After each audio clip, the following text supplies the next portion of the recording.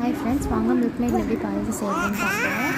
இதில் வந்து சேமியா பாயாசம் செய்கிற சேமியா வந்து நல்லா எடுத்துக்கோங்க, ப்ரௌனிஷாக எடுத்துக்கோங்க, தீய விட்டுறாதீங்க. அப்படி எடுத்தால் தான் நல்லாயிருக்கும். பால் வந்து நான் 1/2 லிட்டர் பசும்பால் தான் நான் எடுத்திருக்கேன். இதில் வந்து நல்லா கிளறி விட்டுக்கிட்டே இருங்க, கைவிடாமல். அப்போ தான் வந்து பால் பிடிக்காமல் இருக்கும். கீழே நல்லா கிளற வந்து பார்த்திங்கன்னா பாலும் சுண்டி வரும். ஆடையும் வந்து சைடில் வந்து இதாகும். அந்த ஆடையும் நீங்கள் என்ன பண்ணணும்னா சைடில் வச்சு எடுத்து விட்டுக்கிட்டே இருக்கணும். அப்போ தான் வந்து அது நல்லாயிருக்கும். ஏலக்காய் தூள் போட்டுக்கோங்க. அப்போ தான் அந்த பால் நல்லா சுண்டி வரக்கும். அந்த ஸ்மெல்லோட அந்த ஏலக்காயோட இதுவும் நல்லாயிருக்கும். இந்த மாதிரி சுண்டி வந்தோடனே வறுத்து வச்சுருக்க சேமியாவை போட்டு நல்லா கிண்டி விட்டுக்கோங்க. இது நல்லா வேகிற டைமில் வந்து மில்க் மேட் போட்டுக்கோங்க.